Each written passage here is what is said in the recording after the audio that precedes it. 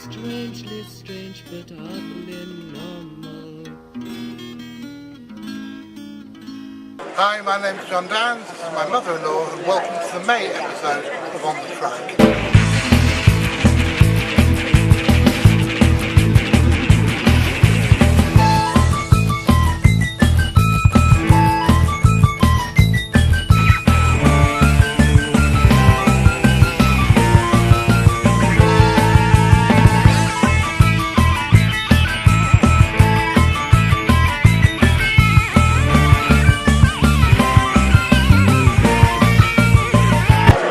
We're here at the Kettering Entomological Fair. I'm not just wearing this hat, I'm actually wearing two others. I'm here not just as a cryptozoologist, but as the editor of Exotic Texts. But what's cryptozoology got to do with exotic insects, you might ask? Well, you'd be surprised. Quite a lot, really. It is one of the great fallacies of the natural sciences that all the major discoveries are made by scientific professionals. Well, this quite simply isn't true. After all, the three founding fathers of modern biology, Carl von Linné, otherwise known as Linnaeus, Gregor Mendel, and Charles Darwin himself, were hardly professionals, at least not in the way that we would understand it today. There has always been a place in the natural sciences for the amateur, and today it's even more relevant, as the professional science gets more and more hidebound, more and more corporate, and more enthralled to big business in the military-industrial complex. It's at places like this that you meet the enthusiastic amateurs. It's at places like this that you hear about privately funded projects which are going to come up with amazing results for the research of tomorrow. And it's here where you meet the people who in 20 years' time are likely to have my job. Like Max. Max is still in full-time education, but at the age when many of his peers are involved in far less wholesome pursuits, Max has become obsessed with breeding tropical beetles. Okay, so what we got there then, Max? These are Xylotropes gideonborniensis. They are pretty nice rhinoceros beetle. This is a L3 male who probably weighs about 17-18 grams, something like that. This should be the female, unless I've made a cock up and I bought. No, that's a female. Who is? And how long do they stay as grubs? I'm not totally sure for this one, but maybe about 9 months to a year, I think, for this species. And then they'll live a couple of months as adults, don't you? Yeah. And you're hoping to breed them? Yes. Yeah. I've got 4 more at home, and I'm just trying to get a nice little group together so I can get them breeding.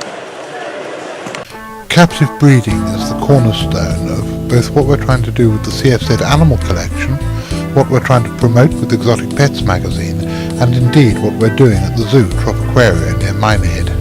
Keeping exotic animals in captivity, either in the private sector or in a zoo, is only justifiable if one moves towards making these collections self-sustainable.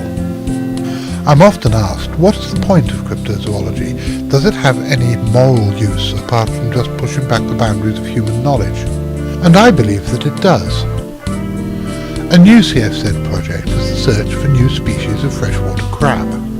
Crabs, such as these land hermit crabs, are quite popular pets in the trade. But unfortunately, each of these is wild caught. Because even though they live on land for most of their lives, they have to go down to the sea to breed. It's impossible, or very difficult to breed them in captivity. Because the eggs are laid in the sea, and because the larvae live in a planktonic state, it's quite simply not feasible to breed them in captivity. It can be done, but it's difficult and expensive. However, there are several species of crabs, such as this mountain crab from Hong Kong and South China, which live all their lives in fresh water. Our research suggests that there are quite a few new species of crab which live like this, awaiting discovery.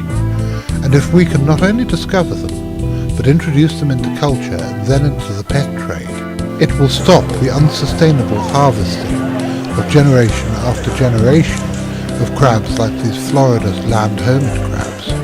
The animal rights lobby, of course, have an alternative way of stopping the unsustainable harvest.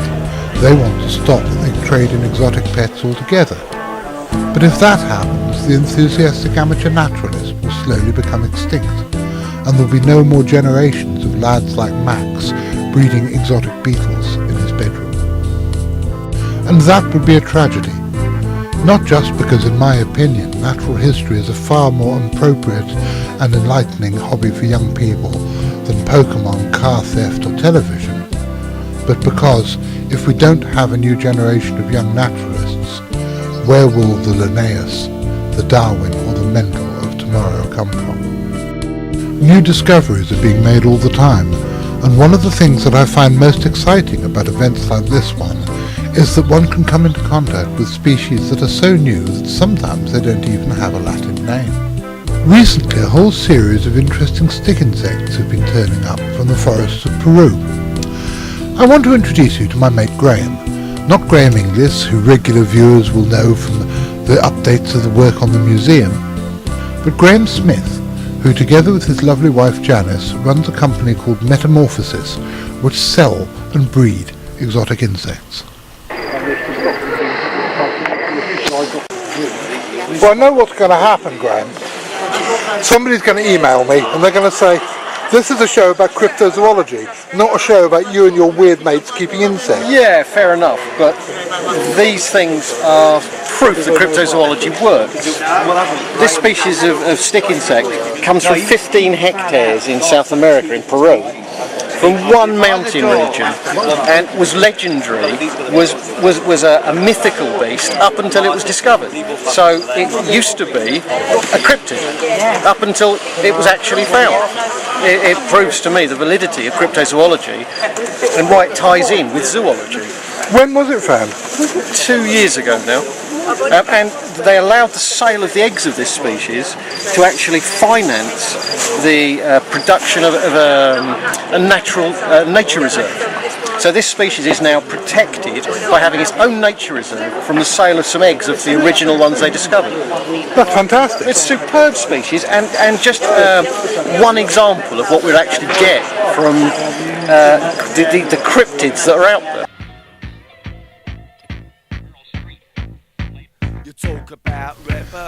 I've never made any secret of my politics. I'm an anarchist. I don't agree with centralised government, I don't agree with state oppression, and I find the way that in the early years of the 21st century our lives are getting ever more encroached upon, not just by governmental bodies, but by non-governmental pressure groups, a very frightening facet of the way we live today. At one time, the animal welfare bodies were benign organisations, usually seen as the people who helped kittens out of trees and looked after the dogs and cats of old-age pensioners. But in recent years they have become rather sinister, as my friend Trevor, who's actually the brother of Graham Smith, who you met just now, explains. Right, what's concerning me at the moment is the coming round and telling people, particularly at our zoo, that snakes have to be kept in a tank the full length of the width of the length of the snake in the tank. So many people have been getting really upset because obviously if you're keeping large boas or pythons or anacondas, they can't keep them in the size of the tank, so they're actually letting them go, trying to get rid of them. There's a bulk of big snakes trying to get rid of everywhere, so they're actually letting them go. So what's happening, they're obviously dying outside or they're getting into people's back gardens and causing me a problem because I do quite a lot of work for the police retrieving them. But it's bad information what they're putting out. They need to let people know it's not the truth, it's incorrect. A snake doesn't need to be in the full length of its tank. I need to find out more information. How many snakes have you had to retrieve in the last, say, 6 months? In the last 6 months I've had over 16 large snakes and loads of smaller ones where people are concerned they can't keep them in the width of the tank anymore, so they've been telling me they've been getting out. Of course that's not the case because they've been trying to get rid of them to other animal sanctuaries and just letting them go. Obviously it's wrong for them to let them go, but they don't want to see them dead. Would any of the species actually be able to survive in the British climate? Well, who knows? I mean, as we're getting warmer, I mean, snakes, particularly the pythons, aren't stupid. They'll tend to go where there's a warm area. They'll tend to keep somewhere nice and warm. I mean, who knows? I mean, a snake can go, particularly a large python, can go a long while without food. But of course, it's the damage they can cause by they can kill a cat or a small dog. It's highly unlikely they will survive very long, but they can go for a while. What about the North American colubrids? Are they likely to become established in Britain? Well, yeah, there is species now. I mean, in Burnham Beaches, which is a place to us where we've got green lizards now living, any of the colubrids that can actually withstand our winters and they're getting milder, it is feasible that they can be established, and we'll start non-indigenous species like all around the country. We've got things living here now that have escaped, such as porcupines, meerkats, the ring-necked parakeet, of course, the birds of the old classic. So these things are becoming established. That's very wrong with the wild things, non-indigenous things, to get out, and they will gradually get established in this country. This is an animal welfare issue. This is a conservation issue. This is even, if animals like this North American king snake become established in the UK, a cryptozoological issue. But above all, it is a political issue. If you want to take this as a call to arms, then so be it. But it is time to stand up and be counted. And if I may borrow the words of a few people with whom about 30 years ago I was vaguely acquainted, if you want peace, prepare for war.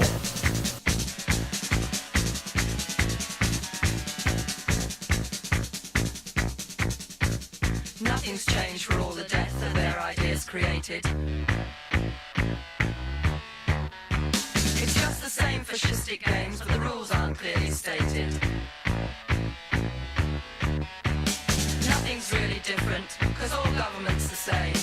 They can call it freedom, but slavery is the game. There's nothing that you offer, but a dream of last year's hero. The truth of revolution, brother. But enough of politics, for the moment at least. Let's go to Borneo, because I want to have a look at some elephants.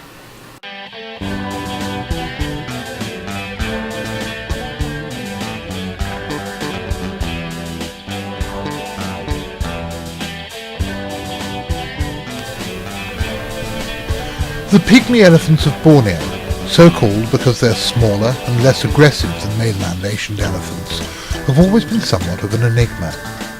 There are perhaps 1,000 left today, and they live in lowland forests in Borneo that are shrinking under the threat from timber, rubber and palm oil plantations.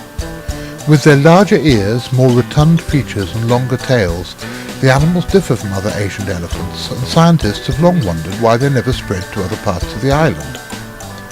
New research supports a long-held local belief that the elephants were brought to Borneo centuries ago by the Sultan of Sulu and abandoned in the jungle.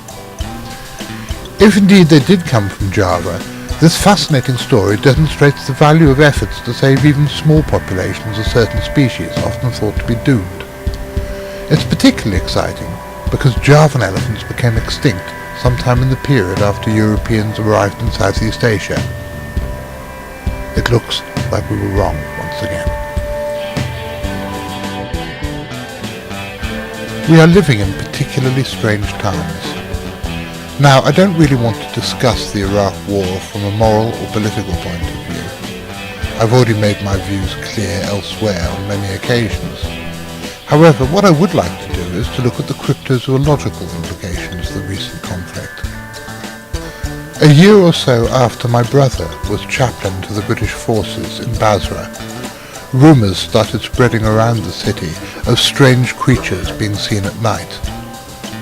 They were described as being ferocious-looking beasts, voracious predators which would attack domestic livestock with their long sickle-like claws.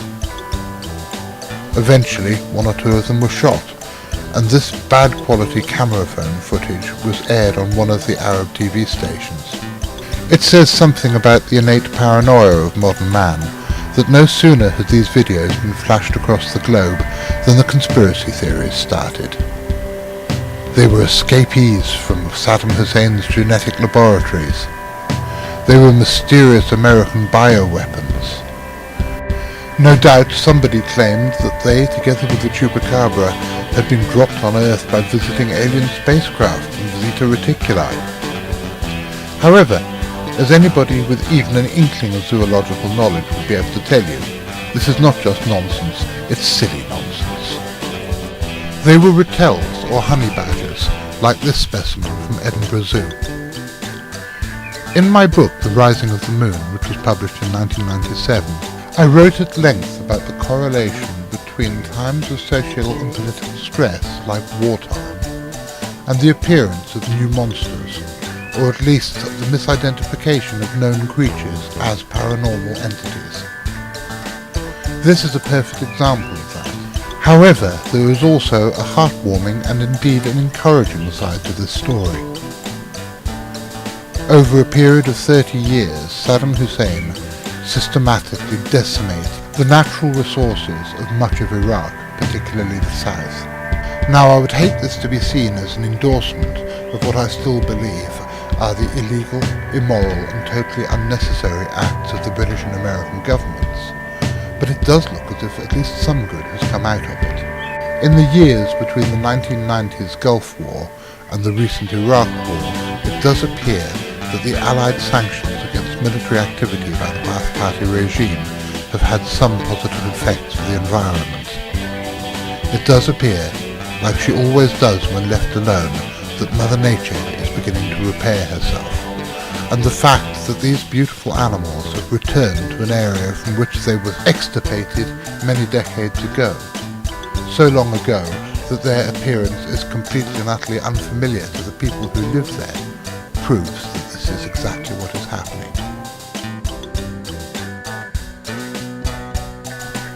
Last issue we told the story of angler Andy Adler, and you try saying that even if, like me, you haven't had a drink. He claimed back in February to have caught a 60cm long snakehead on the River Witham in Lincolnshire. He sent photographs of his catch to the Environment Agency, who identified it as being of the species Channock micropeltes. It was the first time that one had ever been claimed to have been caught in the United Kingdom, and it was all very bad news if it was true. The Environment Agency then did what governmental bodies always do and threw a hissy fit. They put out a press release claiming that snakeheads are the ultimate invasive species, and saying that if the fish did start to breed in British waterways it would be a disaster for native wildlife. Well, as you know, I am never averse to taking a pop at the government, but in this case they do have a point. The fish, which were originally from Asia, spread like wildfire across the United States a few years ago and caused no end of damage. If they do turn up in British waters, it'll be a disaster. However, the species in Adler's photograph was identified as Channock micropeltes from Asia, which can only survive in waters above 25 degrees centigrade. As soon as we heard that, the whole story began to smell very much of fish, and not of snakeheads.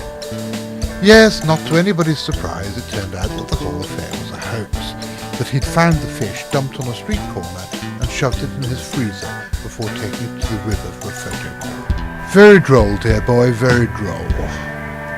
Now, I like a joke as much as anybody, and I don't mind jokes that waste government time either, but I have spent the last 17 years trying to persuade people that invasive species do indeed inhabit the British countryside. So when people like you, or that bloke who last year sent film of a South African great white shark to the Sun and claimed that he'd taken it off Newquay, do your thing.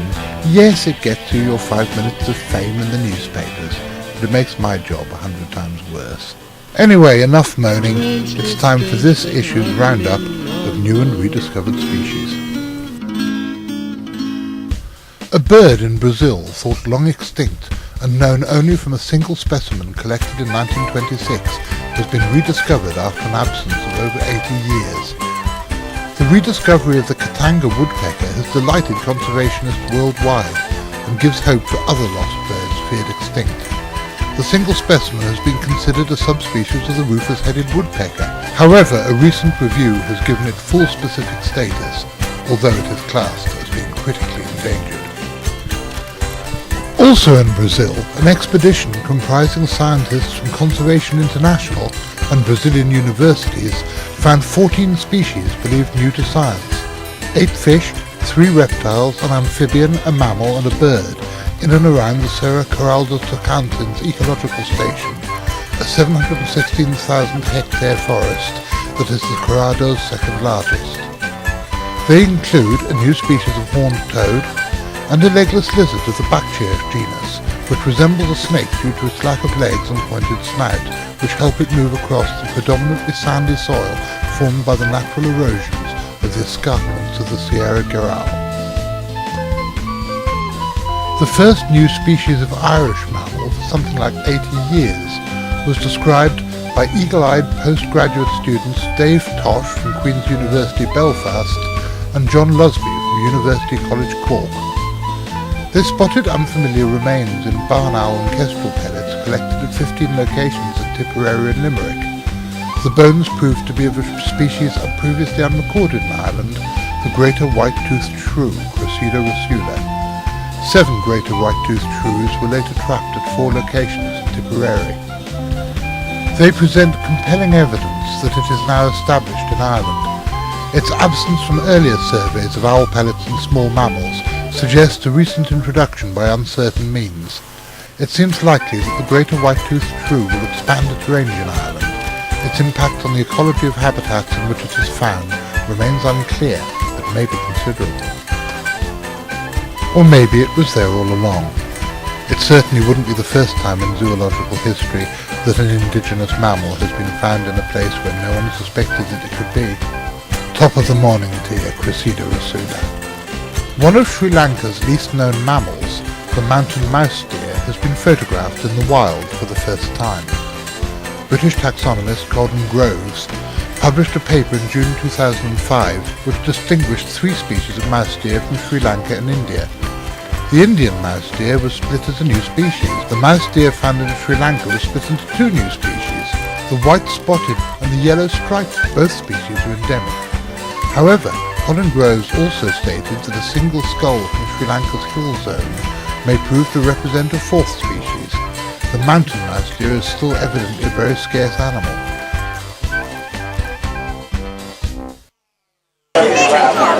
Well guys, that's about it for this episode. Thanks for watching.